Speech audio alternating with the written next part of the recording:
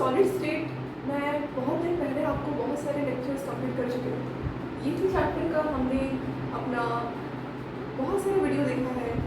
Diamond का structure पढ़ा था हमने, है ना। और हमने एफसीसी स्ट्रक्चर, बीसीसी स्ट्रक्चर, इसके न्यूमेरिकल्स, डेंसिटी, बहुत सारा क्वेश्चन सॉल्व किया है, बहुत सारा थ्योरीज अटेंड किया है। सो आई होप सॉलिड स्टेट का जो मतलब बेसिक होता है, मतलब क्लास 12 में जो हम बेसिक पढ़ते हैं बहुत ही आपको क्लियर हो गया होगा। आज हम सॉलिड स्टेट का थोड़ा सा हाई लेवल क्वेश्चन सॉल्व करेंगे। आई मीन हाई लेवल मतलब स्कूल लेवल में ये क्वेश्चंस नहीं आते, मतलब स्कूल लेवल तक जितना आपको पढ़ना चाहिए उतना मैंने वीडियो अपलोड कर दिया है 12 तक। उसके बाद वाला जो आपके सॉलिड स्टेट के ऊपर क्वेश्चंस बनते हैं, सॉलिड स्टेट का मतलब थ्योरी सॉल्व होता है, वो हम आज पढ़ना स्टार्ट करेंगे। सो जो बच्चे स्कूल के हैं वो ये वीडियो ना देखें, क्योंकि ये वीडियो स्कूल लेवल से थोड़ा सा हायर है। IIT लेवल के बच्चे पढ़ रहे हैं वो देख सकते हैं, क्योंकि जो हम स्कूल के बाद वाला कंसेप्ट पढ़ते हैं, चैप्टर पढ़ते हैं, वो IIT लेवल में आते हैं। सो IIT वाले बच्चे देख सकते हैं, देखेंगे। और जो बच्चे स्कूल में बोर्ड एग्जाम की प्रिपरेशन कर रहे हैं वो ये वीडियो अभी ना देखें, क्योंकि अभी उनके लिए ये वीडियो कुछ ज़्यादा इन्फॉर्मेटिव नहीं होगा। अगर आपको देखना है तो देख सकते हो अपने डाउट क्लियर करने के लिए, बट स्टिल मैं आपको रिकमेंड करूँगी कि ये वीडियो जो स्कूल में पढ़ने वाले बच्चे हैं, 12th में एग्ज़ाम देंगे, 11th में एग्ज़ाम देंगे, वो ये वीडियो अभी ना देखें। सो स्टार्ट करते हैं अपना चैप्टर को पढ़ना कि सॉलिड स्टेट में हमको आज पढ़ना है। देखिए, सॉलिड स्टेट का मतलब मैं एक बार आपको रिकॉल करवा देती हूँ कि सॉलिड स्टेट का मतलब क्या होता है। देखिए, सॉलिड स्टेट नाम में ही है सॉलिड, इसका मतलब ये है कि ये ठोस पदार्थ। सो स्टूडेंट्स, जैसे कि हम पहले से पढ़ चुके हैं कि सॉलिड स्टेट का मतलब क्या होता है। सॉलिड स्टेट नाम से ही पता चल रहा है कि ये सॉलिड स्ट्रक्चर्स, सॉलिड मैटर की बात की जा रही है। सॉलिड मतलब क्या होता है कि ठोस पदार्थ, ठोस पदार्थ। हम सब कौन से मटेरियल के बने हैं? सॉलिड, है ना। लिक्विड नहीं, हम गैस नहीं है, हम क्या है? हम सॉलिड। हाँ, हमारे अंदर लिक्विड गैस हो सकते हैं, पर बाहर से हम क्या है? सॉलिड। तो ये आपके सॉलिड स्टेट का एक डेफिनेशन है। सॉलिड का मतलब ये होता है कि इंटरमॉलिक्यूलर फोर्स ऑफ अट्रैक्शन बहुत ज़्यादा होती है इंटरमॉलिक्यूल्स के बीच में। आप समझ रहे होंगे कि कोई भी सॉलिड आप ले लो, ये चॉक ले लो, ये बोर्ड ले लो, आप कोई भी सामान उठा के ऑब्जेक्ट को देखो, उसमें आपके जो भी पार्टिकल्स होंगे, इंटरमॉलिक्यूलर पार्टिकल्स होंगे, वो बहुत ज़्यादा अपने आप को फोर्स ऑफ अट्रैक्शन से जोड़े हुए रखे होंगे, तभी वो सॉलिड है। जितना ज़्यादा फोर्स ऑफ अट्रैक्शन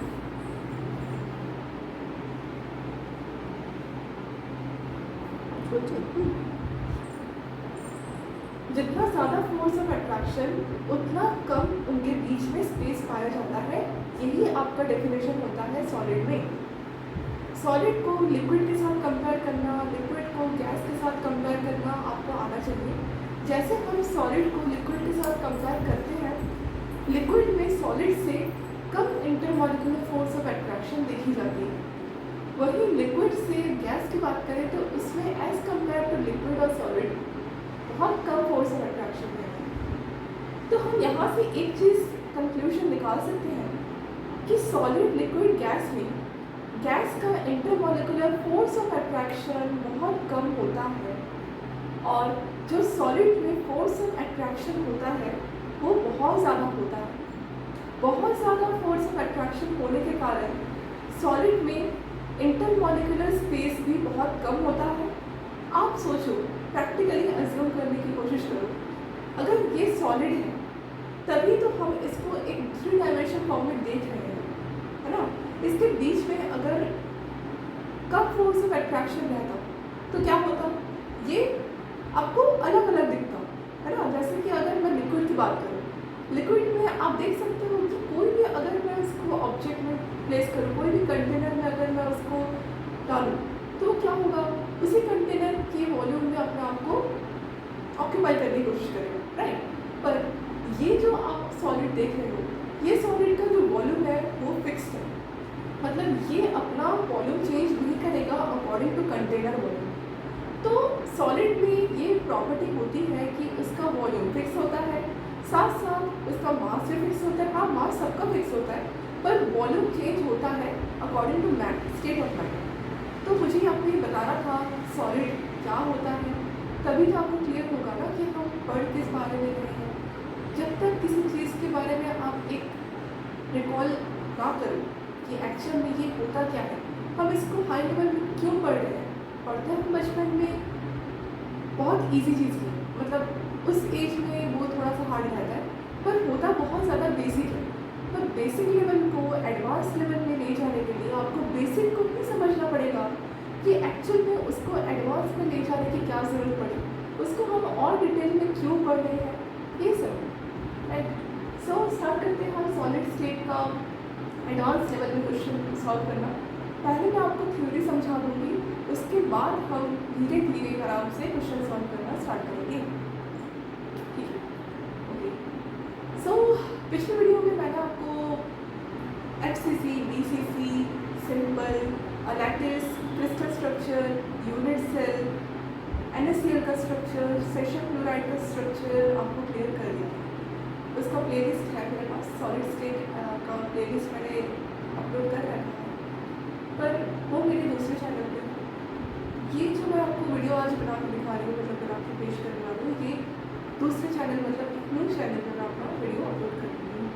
ठीक है, सो आप प्लीज़ वीडियो को पूरा देखिएगा जिससे आपको कोई भी डाउट ना आए। ठीक है, ओके। सो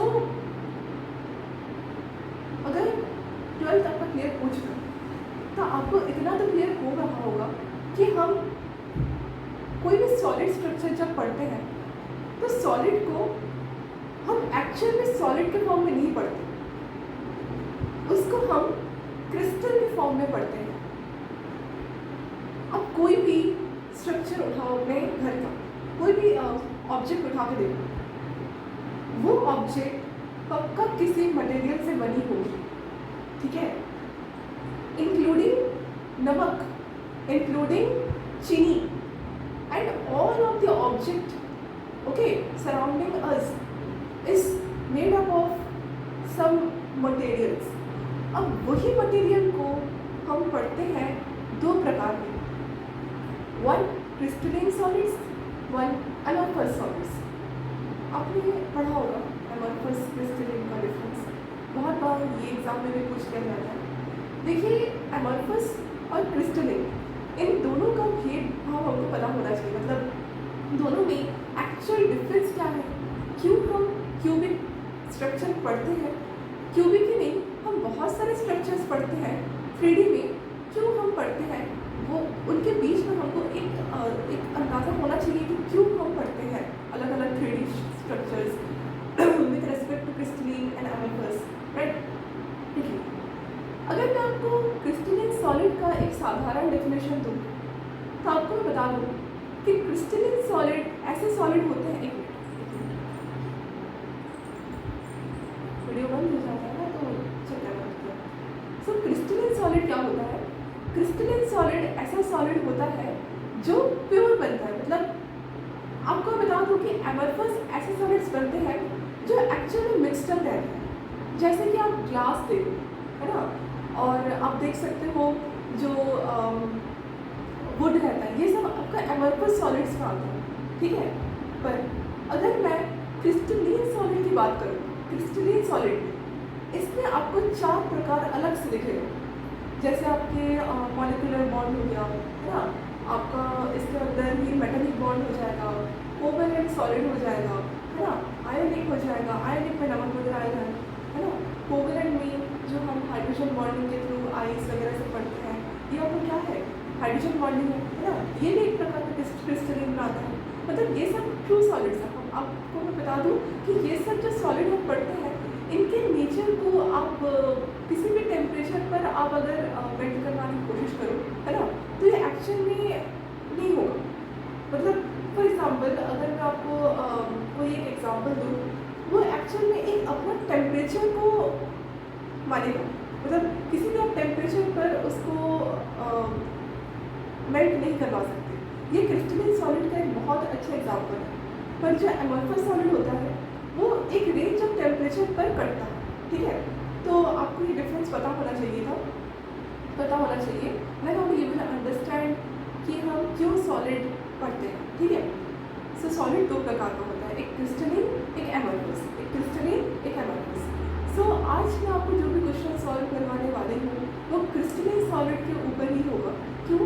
क्योंकि जो एमरफस सॉलिड है, एमरफस सॉलिड में हम जो पर्टिकुलर स्ट्रक्चर देखते हैं वो स्ट्रक्चर कोई डिफाइनेड स्ट्रक्चर नहीं होता, उसके अंदर जो आपके मॉलिक्यूल्स रहते हैं वो कोई मॉलिक्यूल्स नहीं होता, ठीक है। अब मॉलिक्यूल्स होता है उसमें भी इंटरमॉलिक्यूलर फोर्स ऑफ अट्रैक्शन होता है, पर जो हम क्रिस्टलिन सॉलिड में देखते हैं ना, जैसे 4 प्रकार का उसमें बॉन्डिंग देखने को मिलती है। क्या क्या? कोवेलेंट, आयोनिक, हाइड्रोजन, मेटालिक, ये सब आपके सिर्फ क्रिस्टलिन में पाए जाते हैं। पर एमरफस में चारों में से कोई भी आपको बॉन्ड देखने को नहीं मिलेगा, तभी वो एमरफस है, ठीक है। और एमरफस सॉलिड में आप देखोगे ना, एमरफस सॉलिड में मतलब वो सब स्यूडो सॉलिड की तरह है, सॉलिड है वो, पर वो एक्चुअल में ट्रू सॉलिड की तरह बिहेव नहीं कर रहे हैं। ये आपको मैं क्लियर कर देना चाहती हूँ। वैसे मैं क्लियर करूँगी पढ़ा चुकी हूँ। तो आज हम जो पढ़ने वाले हैं वो क्यूबिक स्ट्रक्चर पढ़ेंगे, है ना। और क्यूबिक स्ट्रक्चर क्यों पढ़ेंगे? क्योंकि 3 डायमेंशन, देखिए सॉलिड मतलब आपको मैं बता दूँगी 3 डायमेंशन स्ट्रक्चर्स की बात हो रही है। सॉलिड मतलब 3 डायमेंशन स्ट्रक्चर्स की बात हो रही है। 3D क्यों? क्योंकि एक सॉलिड आप कोई भी स्ट्रक्चर देख लो, भले वो क्यूबिक हो, ऑर्थोरॉम्बिक हो, मोनोक्लिनिक हो, कोई भी आपका स्ट्रक्चर हो जिसके अल्फा बीटा गामा इक्वल हो भी सकते हैं, नहीं भी इक्वल हो सकते हैं, ऐसे बहुत सारे स्ट्रक्चर्स होते हैं।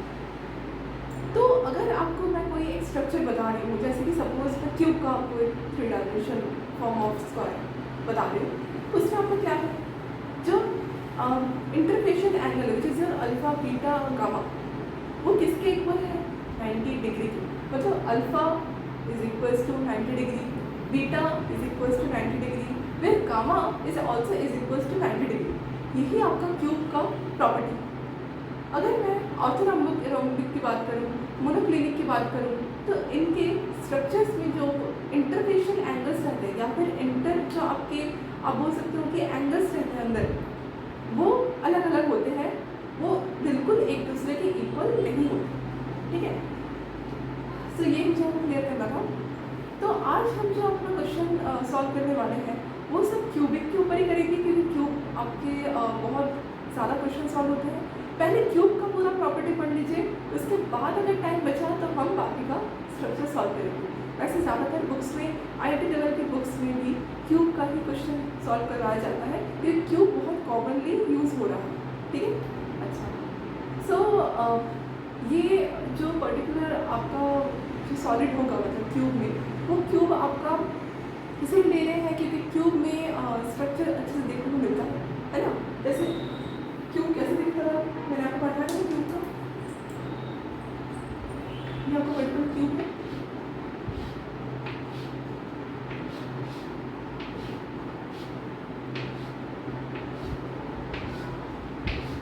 यहाँ पर क्या है? क्यूब, जहाँ पर जो इंटरफेशियल एंगल है, जैसे alpha is equals to 90 degree, beta is also equals to 90 degree, and gamma is also equals to 90 degree. यहाँ से ये क्लियर था कि जो अल्फा है वो इक्वल है बीटा के, अगर बीटा भी इक्वल है गामा की। मतलब ये जो तीनों एंगल है वो एक दूसरे के इक्विवेलेंट है in the case of cubic lattice, in the case of cubic lattice. ये मुझे आपको एक चैप्टर क्यूबिक लैटिस में alpha is equals to beta is equals to gamma होता है, वहीं alpha is equals to 90 degree, beta is equals to 90 degree, gamma is also equals to 90 degree होता है। तो ये क्यूबिक लैटिस की खासियत होती है। आज का जो भी क्वेश्चन हम सॉल्व करेंगे सॉलिड वाला, वो क्यूबिक लैटिस के ऊपर ही करेंगे। इसका मतलब ये नहीं है कि सिर्फ क्यूबिक होता है 3D स्ट्रक्चर में। 3D स्ट्रक्चर में बहुत सारे होते हैं। आपने ब्रेविस लैटिस पढ़ा होगा, जहाँ पर 7 क्रिस्टल सिस्टम से 14 तक हम पढ़ते हैं, है ना। देखिए 7 के अंदर भी कौन कौन से लैटिस BCC बना सकते हैं, पर्टिकुलर FCC बना सकते हैं, SCC बना सकते हैं, ये भी आपको पता होना चाहिए। इसका मतलब ये नहीं है कि क्यूबिक है तो ये सब बना पाएगा।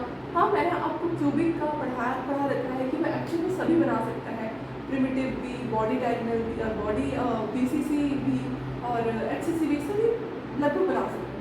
पर क्यूब के अलावा जो भी अलग 3D स्ट्रक्चर्स होते हैं जैसे मोनोक्लिनिक, ऑर्थोरॉम्बिक, हेक्सागोनल, बहुत सारे स्ट्रक्चर्स होते हैं क्यूब को छोड़ देकर, तो उनमें आपका हर प्रकार का जो है आपको बताओ FCC, BCC फॉलो नहीं होता। अगर आप ऑर्थोरॉम्बिक की बात करें तो वो सिर्फ BCC, FCC ऐसे ही फॉलो कर सकते हैं, ऐसे है मुझे पर्टिकुलर याद नहीं है, पर हाँ आप बुक खोल देखो इसमें सब एक साथ फॉलो नहीं होता, ठीक है।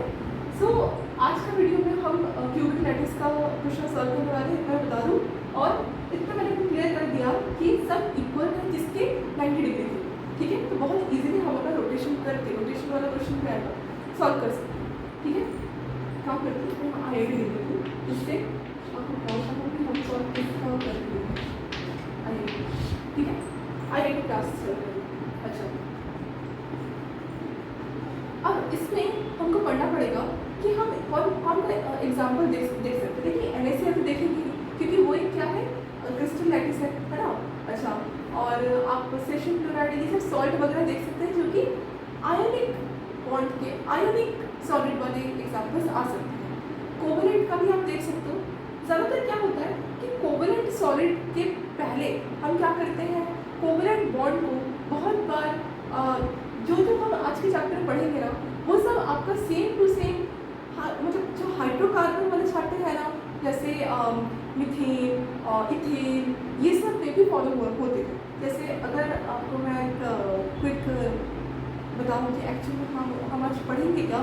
एक्चुअल में हम आज axis of symmetry, plane of symmetry और इसके साथ साथ सेंटर ऑफ सिमेट्री का क्वेश्चन देखेंगे with respect to this cube. इसीलिए क्यूब का पढ़ा रही हूँ। क्यों क्यूब का पढ़ा रही हूँ? क्योंकि क्यूब आपके सॉलिड स्टेट के ब्रैविस लैटिस से एक स्ट्रक्चर है, 3D स्ट्रक्चर। इसके हिसाब से हम क्वेश्चन सॉल्व करेंगे, ठीक है।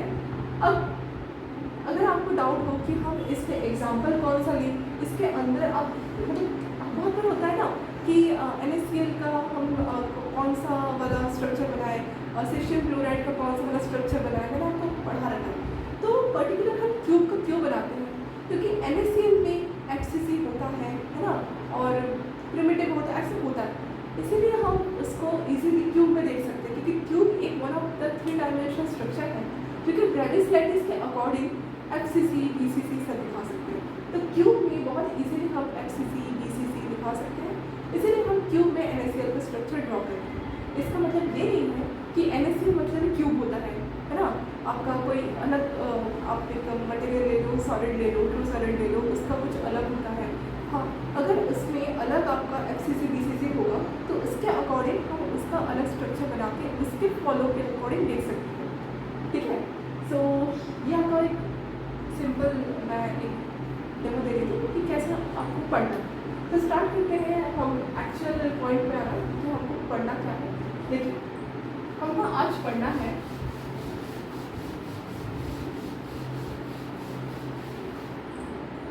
फर्स्ट हमारा पॉइंट है centre of symmetry. Centre of symmetry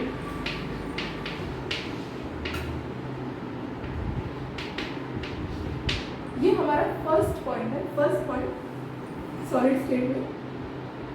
then हम पढ़ेंगे प्लेन ऑफ सिमेट्री।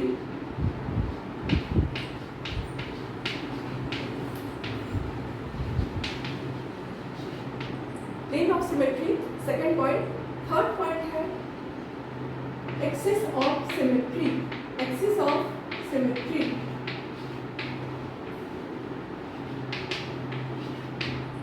ये जो 3 सिमेट्री आपको दिख रहे हैं ये सॉलिड स्टेट में बहुत खास है। सॉलिड स्टेट में मैंने आपको अब तक जो पढ़ाया था उसमें कोई भी सिमेट्री नहीं था, पर अब हम अपना सिमेट्री वाला टॉपिक स्टार्ट करने वाले हैं, ठीक है। अब तक मैं जो आपको बता रही थी वो बस आपको सॉलिड स्टेट में एक मतलब आपको घुसना था बस, ठीक है। पर अब हमको उस लेवल पे क्वेश्चन सॉल्व करना है जो एक्चुअल में आईआईटी में सॉल्व होता है। Centre of symmetry, plane of symmetry, axis of symmetry, ये जो 3 सिमेट्री है ये आपको जाना पहचाना लग रहा है क्या? जी हाँ, ये आपको हाइड्रोकार्बन चैप्टर में भी दिखेगा। एक्चुअल में ये जो सिमेट्री वाला आपको टाइप्स दिख रहा है ना, ये सेम आपको स्टीरियो केमिस्ट्री में भी दिखती है। आपको अगर मैं क्लियर कर दूं कि स्टीरियो केमिस्ट्री क्या होता है, देखिए स्टीरियो केमिस्ट्री का वो ब्रांच होता है जहाँ पर हम मॉलिक्यूल्स का स्ट्रक्चर देखते हैं with respect to their rotation, with respect to their cutting, with respect to their centre. अब यही तीन चीज़ हम इसमें भी कर रहे हैं। देखिए इसमें भी आपको वही सारे स्ट्रक्चर देखने को मिल सकता है, पर स्टिल वो सब स्ट्रक्चर का सॉलिड फॉर्म और वो सॉलिड फॉर्म में जो उसकी अवेलेबिलिटीज हो सकती है, अगर वो पर्टिकुलर सॉलिड एफसीसी नेचर दिखा रहा हो, बीसीसी नेचर दिखा रहा हो, तो उसके अकॉर्डिंग हम अपना ब्रेवियस लैटिस चूज करेंगे। वो बहुत हाई लेवल का क्वेश्चन है, पर मैं आपको क्लियर कर देती हूँ कि एक्चुअल में इसकी कहानी क्या है। क्वेश्चन सॉल्व हम आज इसी के ऊपर करेंगे, पर एक्चुअल में हम पढ़ किस बारे में रहे हैं, क्यों पढ़ रहे हैं, ये भी हमको पता होना चाहिए। ठीक है, सिर्फ क्वेश्चन सॉल्व करना हमारा टारगेट नहीं है, समझ के पढ़ना हमारा टारगेट है। So centre of symmetry, plane of symmetry, axis of symmetry, ये तीन सिमेट्री आपको स्टीरियो केमिस्ट्री चैप्टर में भी देखने को मिलेगी, जहाँ पर आपको बहुत सारे मॉलिक्यूल्स का स्ट्रक्चर देखने को मिलेगा। ज़्यादातर हाइड्रोजन और कार्बन का जो बॉन्ड होता है, विच इज़ योर हाइड्रोजन और कार्बन होते हैं, हाइड्रोकार्बन सब चैप्टर पढ़े हो, उसके स्टीरियो केमिस्ट्री 11-12 में हमको थोड़ा सा मिलता है एक इंट्रो। तो उसमें आप बहुत बार ऐसे देखे होंगे, जैसे हमारे पास इथीन लाइक दैट है ना, ये अब क्या है, इथीन, और इथीन होता तो कुछ ऐसा होता।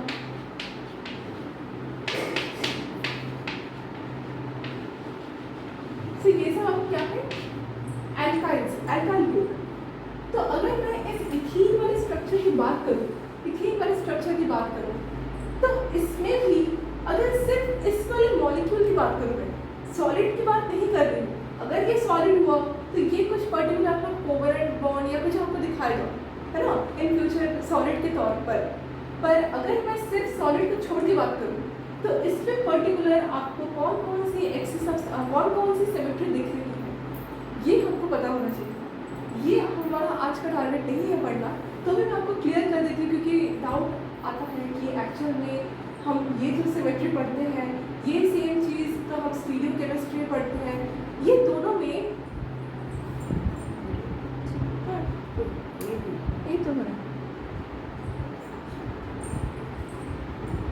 इन दोनों में डिफरेंस क्या है, कॉमन चीज़ क्या है। देखिए कॉमन दोनों है, ये हम बात कर रहे हैं सॉलिड फॉर्म में। सॉलिड में इसीलिए बात कर रही हूँ क्योंकि आपका जो पर्टिकुलर अब ऐसी बात नहीं है कि मैं कोई एग्जाम्पल से ही बात करूँगी, आपको सिर्फ मैं समझाऊंगी। एग्जाम्पल से आप करोगे कि एक्चुअल में कौन कौन से एग्जाम्पल में ये सब लागू हो सकते हैं।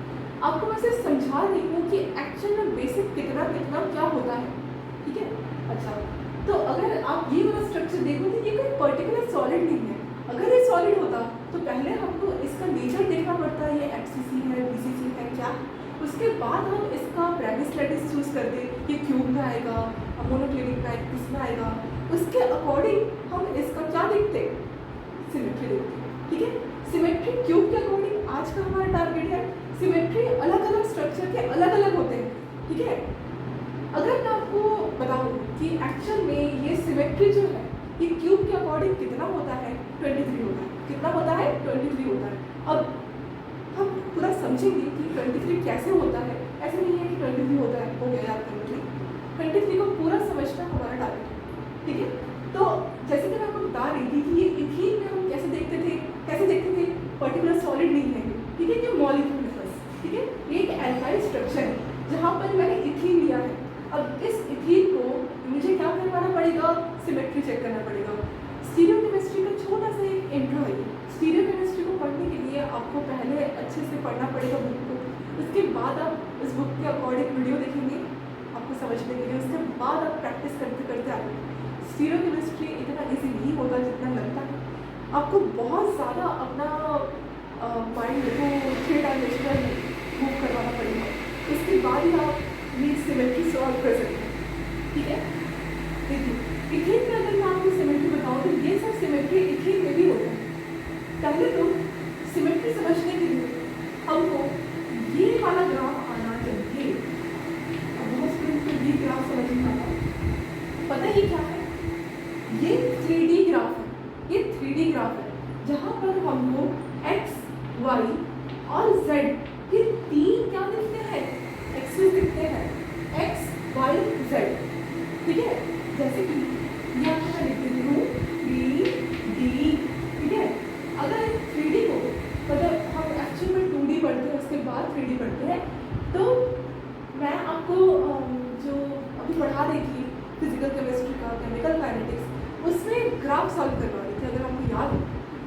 ग्राफ में हम क्या पढ़ रहे थे, अपने इंटरसेप्ट पढ़ रहे थे, है ना, और उसके अकॉर्डिंग जो भी हम अपने केमिकल काइनेटिक्स में ज़ीरो ऑर्डर रिएक्शन का ग्राफ, फर्स्ट ऑर्डर रिएक्शन का ग्राफ, इनको हम क्या कर रहे थे, प्लॉट कर रहे थे। कहाँ प्लॉट कर रहे थे, 2 डायमेंशन ग्राफ में, जहाँ पर आपका कार्टेशियन एक्सिस कुछ इस तरह का था, एक्स वाई, ठीक है। ये आपको क्या था, ये आपको क्या था, कार्टेशियन एक्सिस, जहाँ पर ये एक्स अगर पॉजिटिव था, ये नेगेटिव था, ये वाई पॉजिटिव था तो ये नेगेटिव था। ये लेफ्ट राइट और टॉप बॉटम में हो जा रहा था, क्योंकि ये जो पर्टिकुलर ग्राफ है 2 डायमेंशन, ये 2D सरफेस की बात हो रही थी, 2D सरफेस प्लेन की बात हो रही थी, प्लेन की, है ना। इसलिए कि आप बहुत बार देखे होंगे, मतलब अगर मैं इस वाले स्ट्रक्चर की बात करूँ तो इस वाले स्ट्रक्चर में आपको हाइब्रिडाइजेशन देखना पड़ेगा। हाइब्रिडाइजेशन देखने के बाद आपको इस वाले स्ट्रक्चर का सिमेट्री और आपको बताऊं कि डायमेंशन समझ में आ जाएगा, ठीक है। हाइब्रिडाइजेशन पता होना चाहिए, इसके पहले आप अपना ये सिमेट्री समझ नहीं पाओगे, इससे पहले समझ, पहले आपको हाइब्रिडाइजेशन पढ़ना है, उसके बाद हम अपना सिमेट्री सॉल्व कर सकते हैं। तो ये आपका स्टीरियोकेमिस्ट्री का एक साधारण सा इंट्रो है। क्यों समझा रही हूँ, ये बहुत इम्पोर्टेंट एक मतलब आपको बताऊँ कि समझना होगा ही हमको, क्योंकि अगर मैं आपको साइमल्टेनियसली इसके साथ इसको कंपेयर करके ना समझाऊँ तो आपको समझ नहीं आएगा कि एक्चुअल में ये वाला स्ट्रक्चर जो हम सिमेट्री पढ़ते हैं स्टीरियोकेमिस्ट्री में और ये सॉलिड स्टेट में जो सिमेट्री पढ़ रहे हैं उनमें डिफरेंस क्या है, ठीक है। इसलिए मैं आपको साइमल्टेनियसली 2 चीज़ों को एक साथ समझा रही हूँ, ठीक है। आपको समझना पड़ेगा, थोड़ा सा आपको अपना दिमाग को स्ट्रॉन्ग बनाना पड़ेगा, क्योंकि ये बहुत ज़्यादा इजी नहीं है, थोड़ा सा आपको अपना दिमाग को लगाना है। तो ये वाला स्ट्रक्चर में अगर आपको लग रहा है कि प्लेन आउट ऑफ प्लेन कहाँ है, तो मैं आपको बता दूँ कि plane out of plane first of all हम हाइब्रिडाइजेशन से समझ सकते हैं, पर ऐसा नहीं है कि अगर आपके पास हाइब्रिडाइजेशन प्लेन आ रही है तो एवरी टाइम आपका जो स्ट्रक्चर है वो प्लेन ही होगा, ठीक है। ऐसा ज़रूरी नहीं होता, ये मैं आपको और क्लियर करूँगी। मैं आपको बता रही हूँ फटाफट से कि जो आपका हाइब्रिडाइजेशन है उससे बहुत सारे बच्चे समझ जाते हैं कि हमारे पास अरे sp2 हाइब्रिडाइजेशन है तो हमारे पास प्लेन होगा, प्लेनर होगा स्ट्रक्चर। हाँ प्लेनर होगा, पर हमेशा नहीं होगा। अगेन एक्सपेरिमेंटली हम प्लेनर को आउट ऑफ प्लेन वाला स्ट्रक्चर ही बना सकते हैं।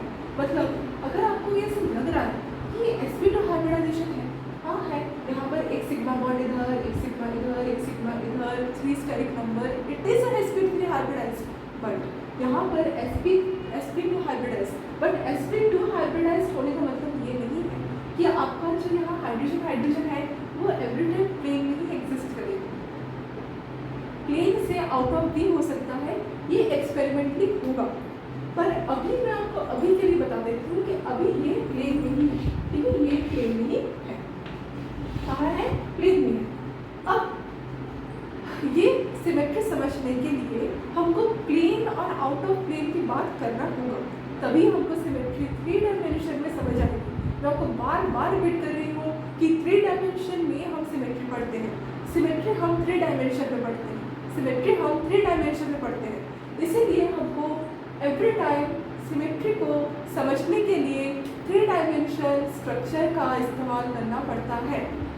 ऐसे वाले स्ट्रक्चर्स में 3 डायमेंशन होगा ज़रूरी नहीं है, अगर नहीं हुआ तो हमको 2 डायमेंशन में ही ऐसा सिमेट्री ढूंढना पड़ेगा जिससे हमारे पास कोई एक सिमेट्री हो, कोई एक सिमेट्री हो, ठीक है। मैं कायरल सेंटरमेंटल की बात नहीं कर रही हूँ, कायरलिटी का बात ही नहीं कर रही हूँ, क्योंकि कायरलिटी अगर होता तो आपको सिमेट्री नहीं होता। पर ये सब का मैं अभी जब बात कर रही हूँ ना, ये स्टीरियोकेमिस्ट्री का बात है, जहाँ पर आपका ये पर्टिकुलर कायरल नहीं है, ठीक है, कायरल को मतलब हम समझेंगे, ये पर्टिकुलर आपको सिमेट्री शो करेगा। कितना करेगा सिमेट्री शो, मैं एक आपको बस एग्जांपल दे देती हूँ। अगर यहाँ पर हमको सिमेट्री चेक करना पड़े तो यहाँ पर पहले आप हाइब्रिडाइजेशन देख लो, हाइब्रिडाइजेशन देखने के बाद आपको अगर लगा कि ये जो पर्टिकुलर हाइड्रोजन जो ये 2 कार्बन से चिपके हुए हैं, बॉन्ड बना रखे हुए हैं, ये हाइड्रोजन प्लेन में तो है ना, हाँ है, क्योंकि मैंने अभी कोई भी वेज डैश रिप्रेजेंटेशन नहीं दिखाया है, कोई भी वेज डैश रिप्रेजेंटेशन नहीं दिखाया है, ये सिंपल सिंपल स्ट्रक्चर मैंने बनाया है। अब यहाँ पर सिंपल स्ट्रक्चर इथीन में अगर ये sp2 हाइब्रिडाइज्ड है तो sp2 हाइब्रिडाइजेशन होने के कारण ये कोई भी out of plane molecule, out of plane atom नहीं है। आउट ऑफ प्लेन एटम नहीं है, इसका मतलब ये है कि यहाँ पर plane of symmetry, axis of symmetry और सेंटर ऑफ सिमेट्री में पर्टिकुलर, अगर मैं आपको ज़्यादातर हम एक्सिस ऑफ सिमेट्री की बात बंद करेंगे क्योंकि इसमें भी टाइप्स होते हैं। प्लेन ऑफ सिमेट्री में मैं आपको बता दूँ इसमें भी टाइप्स होते हैं, पर प्लेन ऑफ सिमेट्री का ज़्यादातर हम क्वेश्चन सॉल्व करते हैं। जैसे अगर मैं आपको प्लेन ऑफ सिमेट्री बताऊँ, कैसे प्लेन ऑफ सिमेट्री आप देखते हो, एक आप डायगोनल देखते हो, है ना, एक आप हॉरिजॉन्टल देखते हो, एक आप वर्टिकल देखोगे और एक आप सैंडविच, मॉलिक्यूलर, स्लाइस, ऐसे बहुत सारे नाम हैं, इसको भी देखोगे। sp2 हाइब्रिडाइजेशन होने के कारण ये जो पर्टिकुलर आपका मॉलिक्यूल है इथीन, ये पूरे बोर्ड में क्या है, एक प्लेन की तरह लाई कर रहा है। इसको मुझे क्या बनाना पड़ेगा, प्लेन ऑफ सिमेट्री देखना है। सपोज मैं आपको एक सिमेट्री का एग्जांपल दे रही हूँ, सपोज अब इस प्लेन ऑफ सिमेट्री में अगर आपको चेक करना हो कि एक्चुअली ऐसा कौन सा पॉइंट है जिससे ये जो पर्टिकुलर इथीन वो कट जाए दो हिस्सों में, तो ये पर्टिकुलर इथीन आपको कैसे कट सकता है, पहले बता दो। sp2 हाइब्रिडाइजेशन होने के बाद अगर आपको सब प्लेन में लाई करते हुए दिख जाए तो ये आपका सैंडविच कट होगा। इसका मतलब ये है कि ये जो पर्टिकुलर आप देख सकते हो ना इथीन, ये एक दूसरे को मिरर इमेज करेंगे। मिरर इमेज मतलब अब ऐसे काटो, सी आधा कटेगा, सी आधा कटेगा, सब आधा कटेगा, एक प्लेन ट्राई करना चाहिए। sp2 हाइब्रिडाइजेशन में भी होगा। अब यहाँ पर ये जो पर्टिकुलर इथीन है ये प्लेन ऑफ सिमेट्री दिखाएगा। बहुत सारे प्लेन ऑफ सिमेट्री होता है, एक एग्जांपल दिया मैंने। एक्सिस ऑफ सिमेट्री क्या होता है, मैं आपको इसके स्टीरियो केमिस्ट्री के अकॉर्डिंग एक कॉमन सा एग्जांपल देकर समझाती हूँ। एक्सिस ऑफ सिमेट्री मतलब C1, C2, C3, C4 they all are fold axis. Fold मतलब क्या होता है कि कार्बन नहीं, कोई भी मॉलिक्यूल को कोई ऐसा सेंटर हमको देखना है जिस सेंटर से वो क्या हो। ज़्यादातर प्लेन ऑफ सिमेट्री से बहुत ईजी होता है, ये ट्रिक है, पर कोई एक सेंटर पकड़ लीजिए। जैसे अगर मैं इस इथीन का अगर मैं आपको बताना चाहूँ, क्या बताना चाहूँगी, एक्सिस ऑफ सिमेट्री, तो एक्सिस ऑफ सिमेट्री में इस इथीन के साथ अभी नहीं बता सकती। पहले मुझे क्या करना पड़ेगा, इस इथीन को मतलब आपको पहले रोटेट करवाना पड़ेगा। अब बहुत बार क्या होता है कि इसको रोटेट कैसे करवाएं हम, मतलब आप सोच के बताओ कि इसको मैं कैसे रोटेट करवा सकती हूँ। मैं ऐसे रोटेट करवा सकती हूँ क्या? हाँ। मैं ऐसे रोटेट करवा सकती हूँ क्या? हाँ। तो इसके अकॉर्डिंग आप क्या लिखेंगे, प्लेन ऑफ सिमेट्री पहले देखेंगे। उसके बाद मैं आपको क्लियर करूँगी, अपने टेंशन मत लो। उसके बाद हम एक्सिस ऑफ सिमेट्री देखेंगे। आज का हमारा टॉपिक ये नहीं है, इसलिए मैं आपको एक फटाफट सा उदाहरण दे रही हूँ स्टीरियो केमिस्ट्री का। ऐसे ही बनेगा, पर क्यों हम ये वाला के साथ ये वाला एग्जाम्पल को मैच नहीं कर सकते, इसका रीज़न आपको समझ में आ गया। क्यों होता है? क्योंकि ये सॉलिड स्टेट है। क्यों होता है? क्योंकि ये सॉलिड स्टेट है। ठीक है, अच्छा, तो यहाँ पर आप एक्सिस ऑफ सिमेट्री देख सकते हो। आपको यहाँ पर C1, C2, C3 ऐसे देखने को मिलेगा। ये डिपेंड करेगा कि आप कौन से एक्सिस पे मूव करें। 3D में अगर है हमारे पास स्ट्रक्चर, 3D मतलब अगर हमारे पास ये जो पर्टिकुलर आप इथीन देख रहे हो, इस इथीन से अगर मैं एक्स जो है एक्सिस को दूँ तो मेरे पास क्या बनेगा, इथीन जो आपका इथीन है वो कुछ ऐसे रोटेट करेगा। वाई एक्सिस तो इथीन कुछ ऐसे रोटेट करेगा, है ना। जेड एक्सिस तो इथीन कुछ कैसे रोटेट करेगा, ऐसे। तो इसके अकॉर्डिंग हमारे पास रोटेशन हो सकता है, और axis of symmetry is nothing but rotation. Okay, centre of symmetry क्या होता है, कोई एक पर्टिकुलर मॉलिक्यूल आप देखोगे, इसी मॉलिक्यूल का अगर आपको कोई ऐसा सेंटर मिल जाए जहाँ से सेम ग्रुप आपको दिख रहा है, सेम ग्रुप या सेम एटम, तो वो आपका सेंटर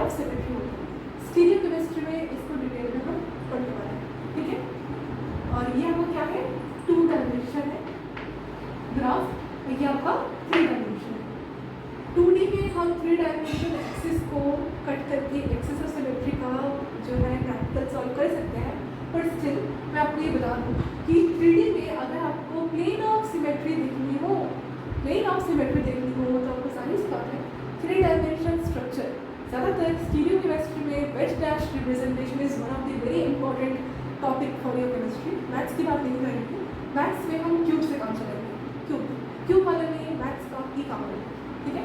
स्टीरियो केमिस्ट्री में आपको ध्यान होना चाहिए कि उसमें मैथ्स का ज़्यादा काम नहीं है, थोड़ा सा प्रेजेंस ऑफ माइंड का, ठीक है। तो स्टार्ट करते हैं आज का टॉपिक सॉल्व करना।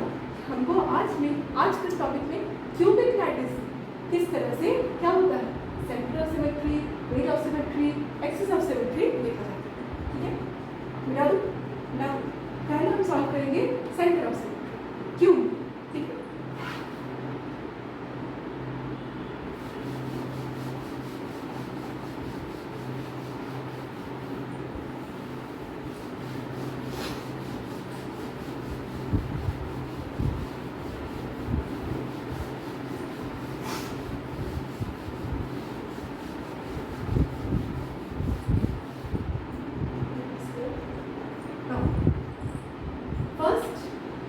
हेडिंग दीजिए सेंटर ऑफ सिमेट्री।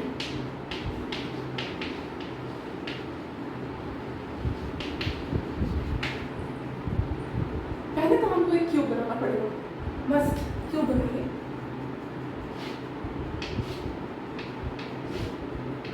थोड़ा सा मोटा बना रही जिससे आपको क्लियर बहुत अच्छे से हो जाए।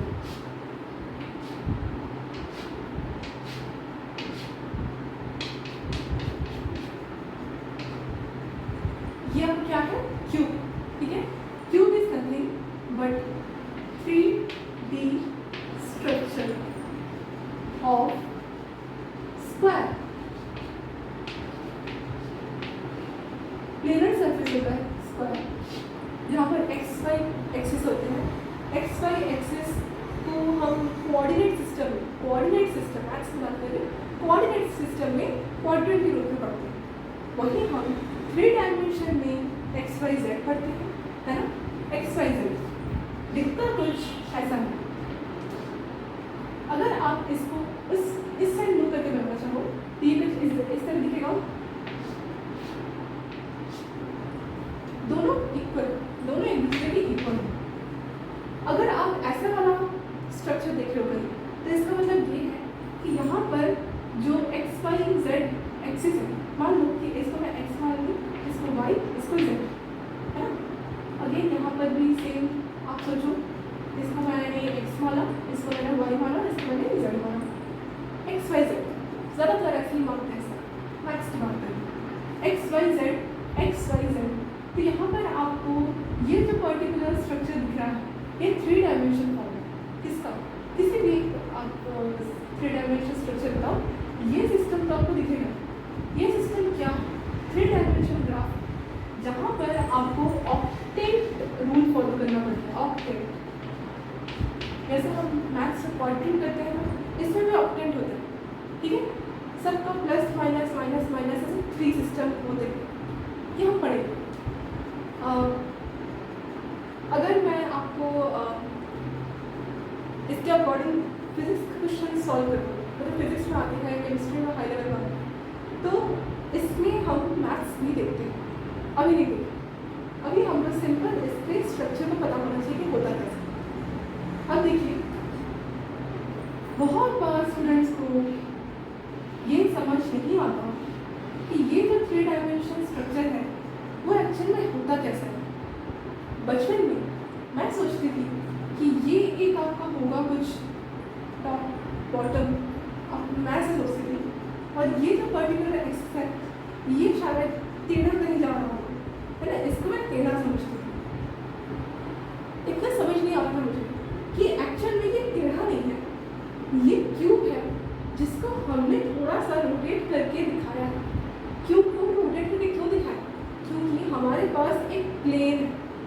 पढ़ाने के लिए हमारे पास सिर्फ एक प्लेन में पढ़ाने के लिए हमको 3 डायमेंशनल स्ट्रक्चर को रिप्रेजेंट करना है। एक 3 डायमेंशनल स्ट्रक्चर को रिप्रेजेंट करने के लिए हमको थोड़ा सा अपडेट करना पड़ेगा बॉडी को।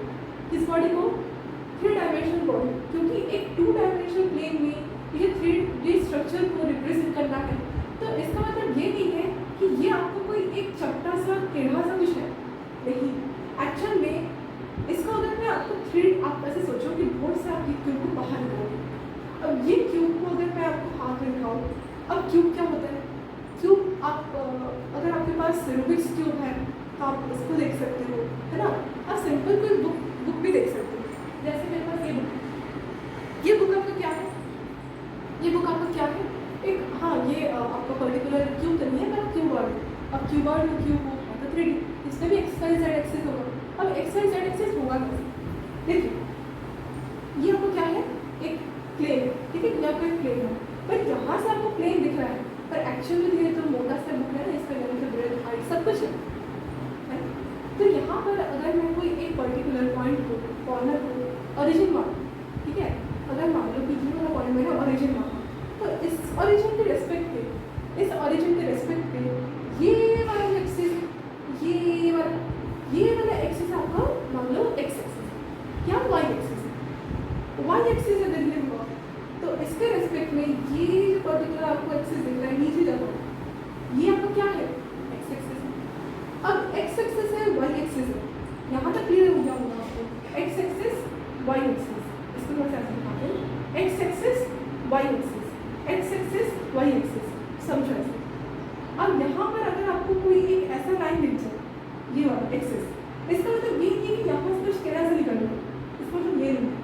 इसका मतलब ये है कि ये जो पर्टिकुलर एक्स है, ये जो पर्टिकुलर वाई है, इसके अंदर एक कोई एक पर्टिकुलर लाइन एक्सिस होगी जो आपको उधर जाते हुए दिखेगी, या उधर से अगर हम ऑरिजिन देखें तो उधर आते हुए दिखेगी। ये आपका एक्सिस है। अब एक्स वाई हो गया, हमारे पास कॉमन सी बात है, तो जो अलग वाला एक्सिस होगा वो कोई अलग जेड होगा। तो एक्स वाई जेड से ही हमारे पास 3D स्ट्रक्चर बनता है। तो बहुत बार स्टूडेंट्स को ये डाउट होता है, और जो भी आपके इंटर एंगल होते हैं एक्स वाई जेड वाले, वो आपस में क्या होते हैं? 90 डिग्री होते हैं, 90 डिग्री।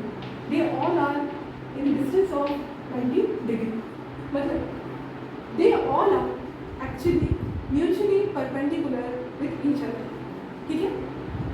z और y दोनों के परपेंडिकुलर है, y x परपेंडिकुलर है, x z परपेंडिकुलर है, ठीक है।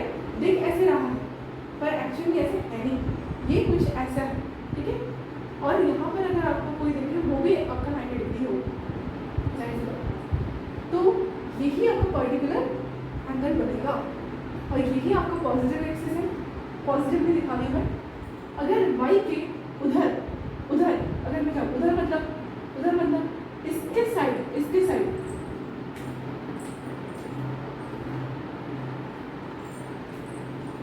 मान लो कि ये मेरा क्या है? y एक्सिस है, मान लो, ठीक है, और ये मेरा x एक्सिस है, ठीक है। इस पॉइंट ऑरिजिन के रेस्पेक्ट बता दो, ये मेरा y है, x है, ये z है, x y z। मान लो अगर ये x y z हुआ, मतलब यहाँ पर हमको क्लियर होना चाहिए कि जो हमारे पास negative x, negative y, negative z होगा, वो उसके ऑपोजिट मूव कर रहा होगा। ऐसा हम 2D स्ट्रक्चर में पढ़ के आए हैं, पर आपको पढ़ाया था ना 2D स्ट्रक्चर में केमिकल काइनेटिक्स। उसी तरह देखिए, अगर मान लो कि ये मेरा x, मान लो कि ये मेरा x, ठीक है, तो ये अगर x है, मतलब इसके ऊपर जो भी लाइन हमको दिखेगी, इस ऑरिजिन के रेस्पेक्ट में अगर ऊपर में जाओ, तो ये आपका नेगेटिव एक्स है। अगर ये आपका y है ऑरिजिन, तो ये अगर पॉजिटिवली मूव कर रहा है with respect to this O origin, तो ये आपका नेगेटिव y बनेगा। अगर ये आपका z है with respect to this origin, positive x, positive z, तो पॉजिटिव z के रेस्पेक्ट पे ऑरिजिन का जो सामने वाला होगा एक्सिस, ऐसा ही वो आपका क्या हो जाएगा? Negative z। इतना आपको क्लियर होना चाहिए। तो यहाँ पर नेगेटिव पॉजिटिव का कंसेप्ट क्लियर, आगे बढ़े। अच्छा, अब सेंटर ऑफ सिमेट्री पढ़ना है। देखिए, centre of symmetry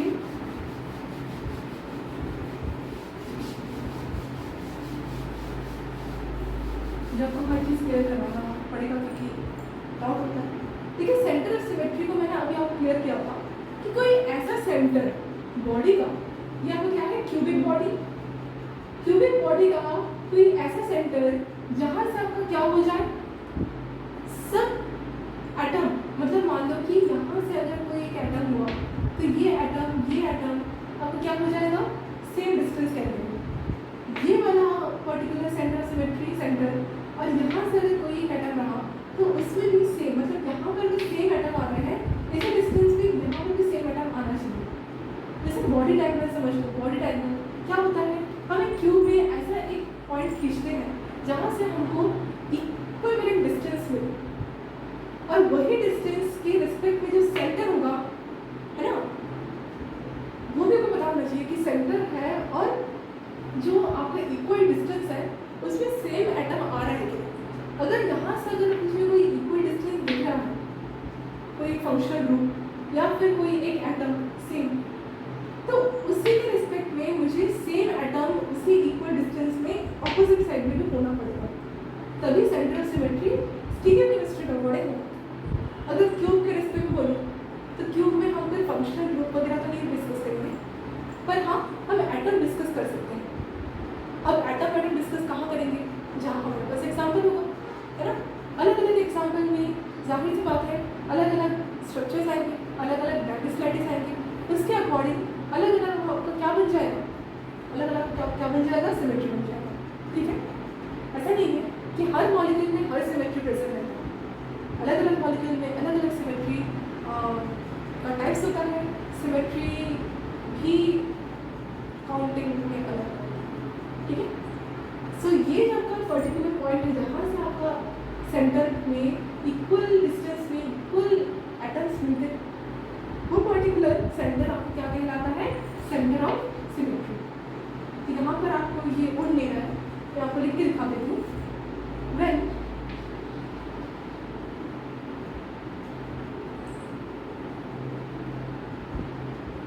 the symmetric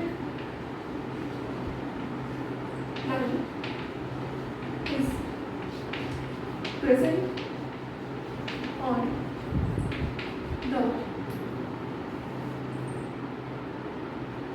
portion where we can get the same atoms with respect to same